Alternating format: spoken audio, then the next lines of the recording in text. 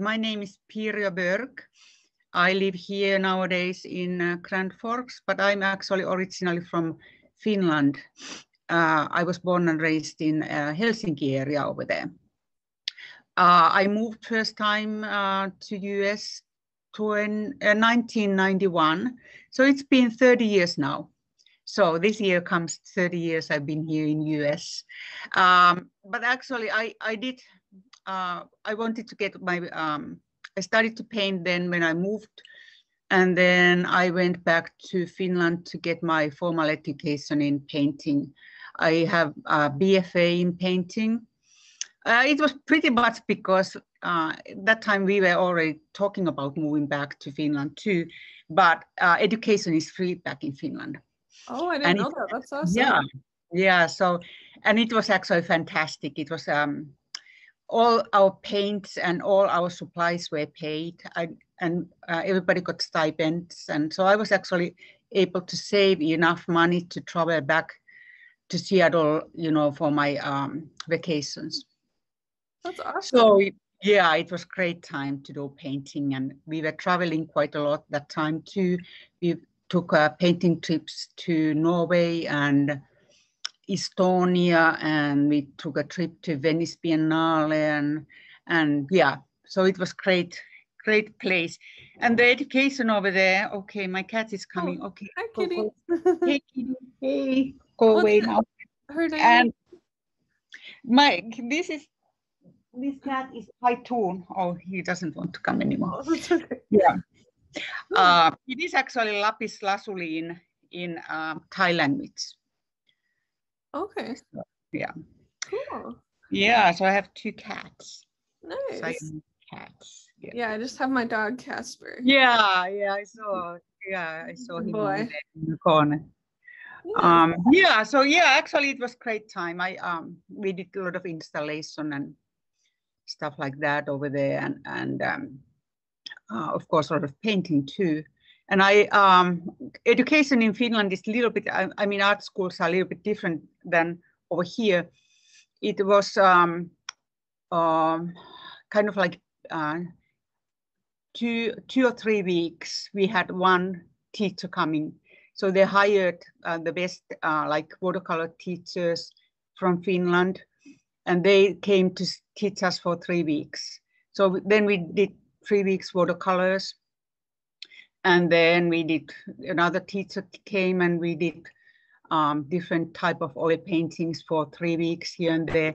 So we kind of got they tried to hire the best teachers and artists from Finland to That's teach super us. interesting. Yeah, so it was totally, and then we only had like one main teacher who was kind of like the person who was coordinating this whole education.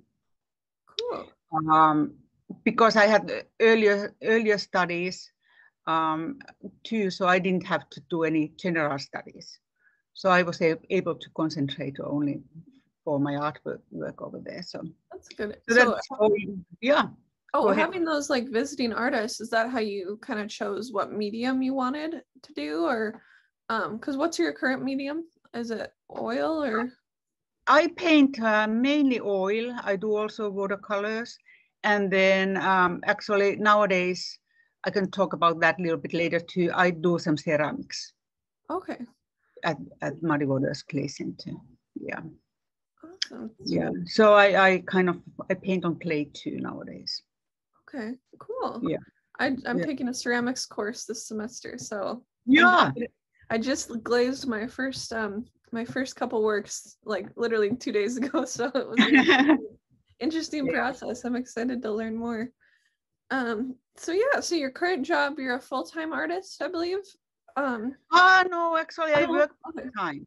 Yeah, I work part-time, and the nowadays I actually have always had part-time job to support my art making. It's very hard to make your income with selling your artwork, I think. Yeah.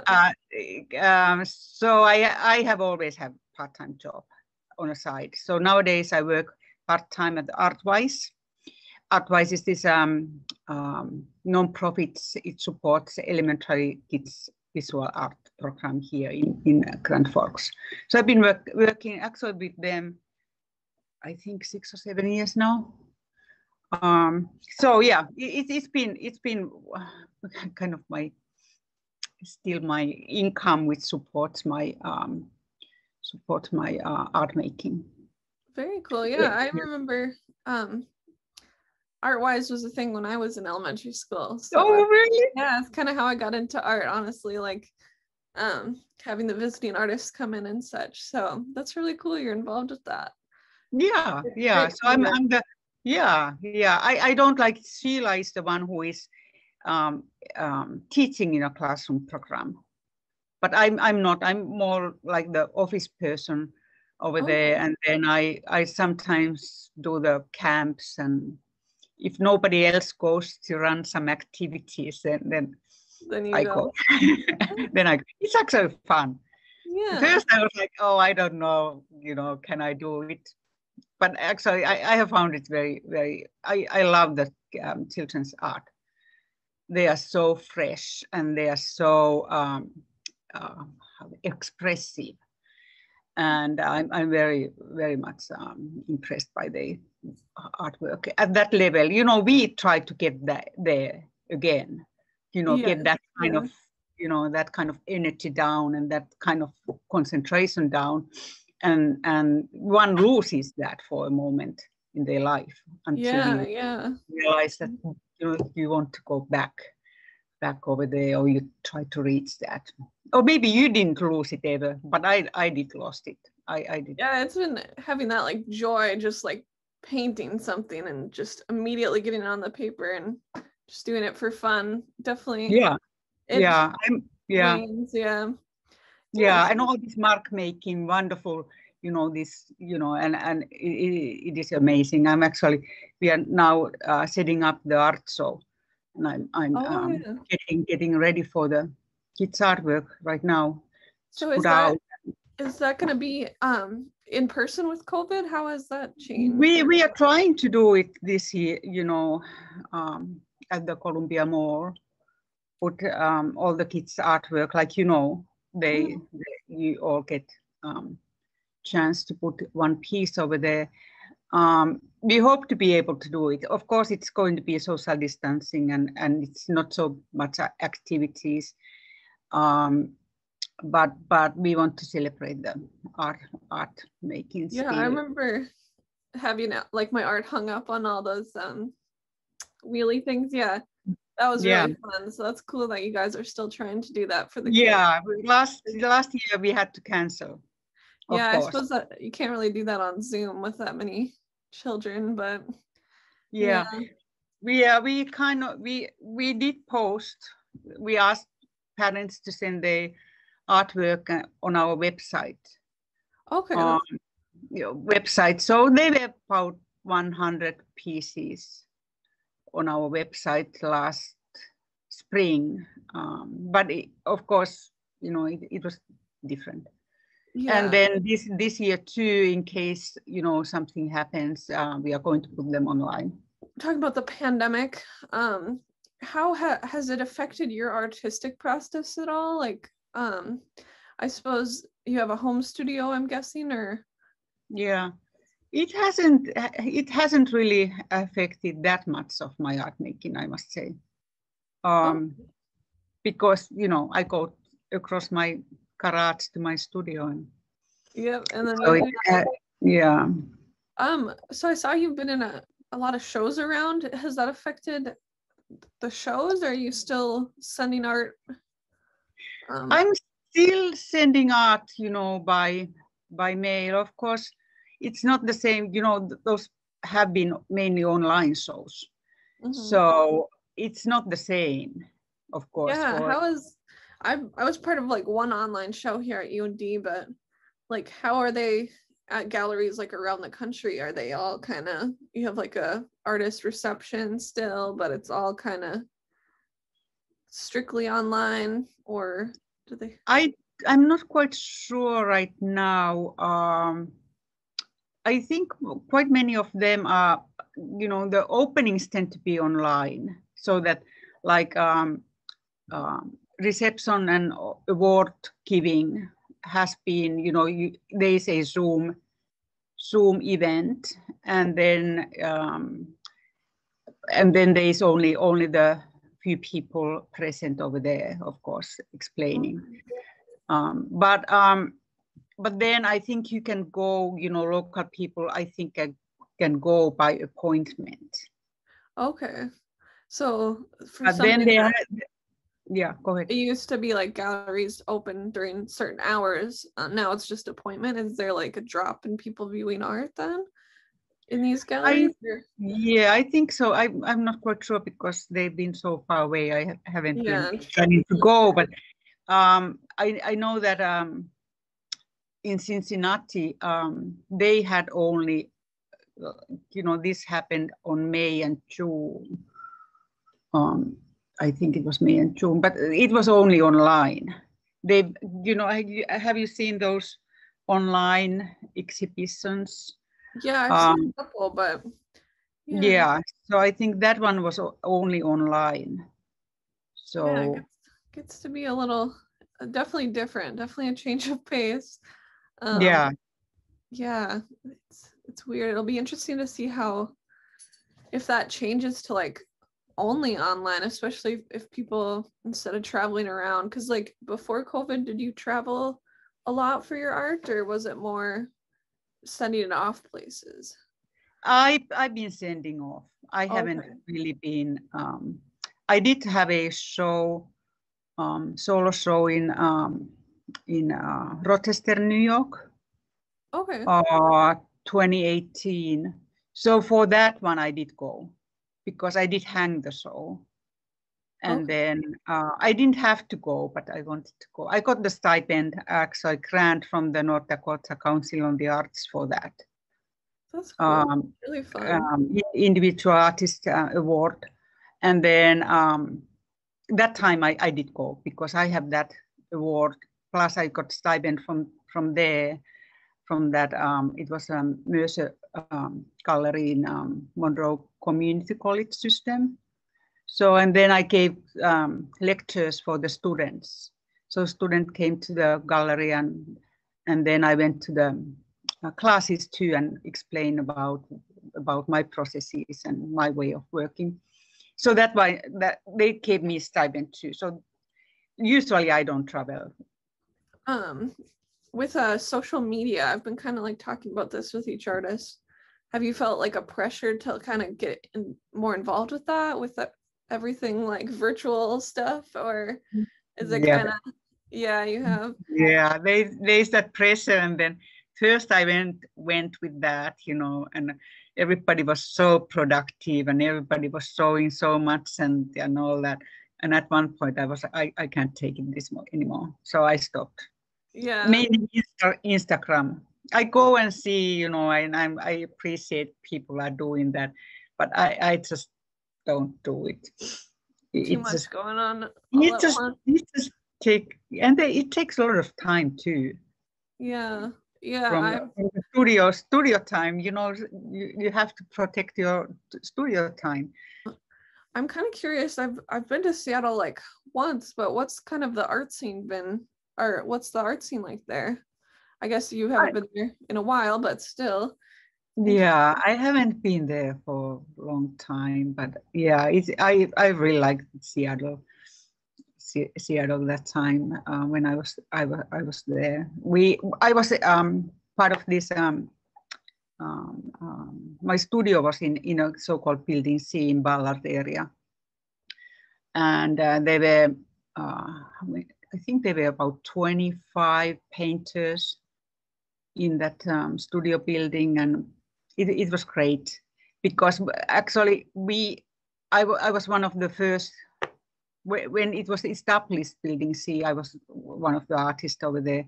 So we had this nice energy over there because we just moved everybody in over there, and and we hung around. And so I was there 5 years in that studio building. That sounds really fun. I wish we could get something like that.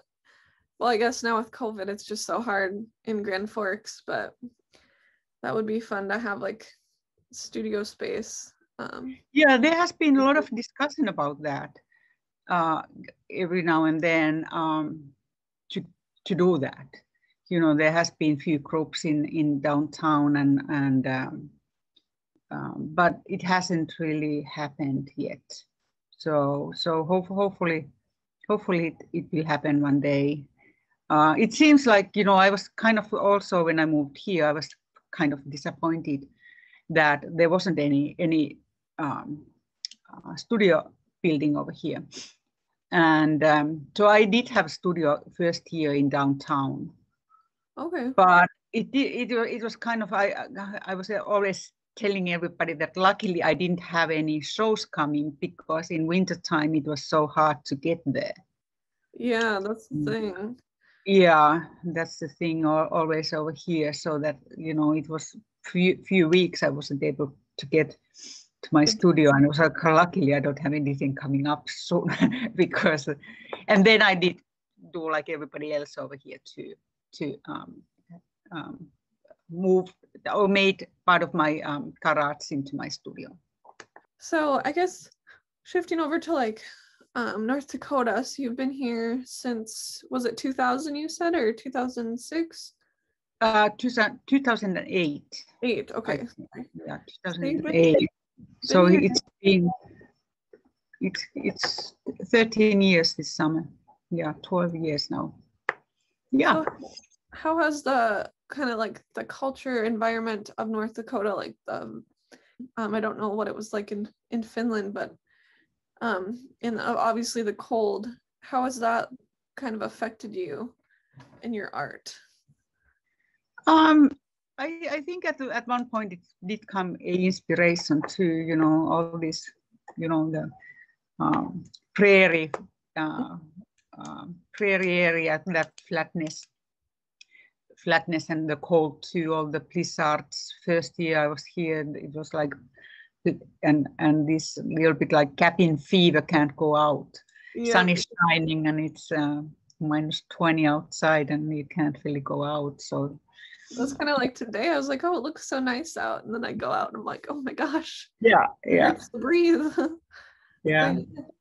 Yeah, in Seattle, I was working, my part-time job in Seattle was, I had many part-time jobs, but the last one was, I was working in a flower shop.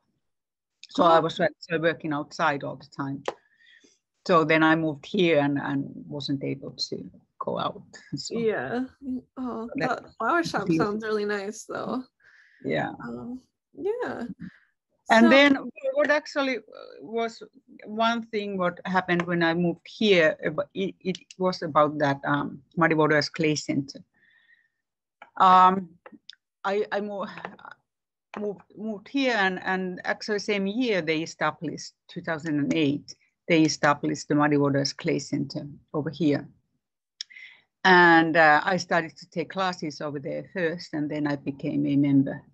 Studio member over there. I think it was maybe 2011 or 2010, somewhere there. And so I started to do some clay work too. So it's been kind of a new thing for me when I moved to North Dakota over here. And that was partly in response to kind of not being able to do everything you wanted to do in the winter, the cold. Yeah, it's been actually, and it's kind of my artist community over there.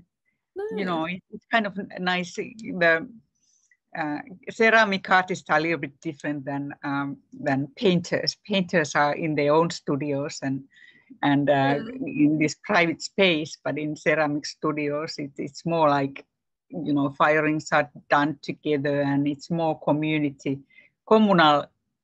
Yeah. And it's nice to always learn new things too. So it's been very exciting that way too. And since my husband is geology, so I've been always interested in that type of place.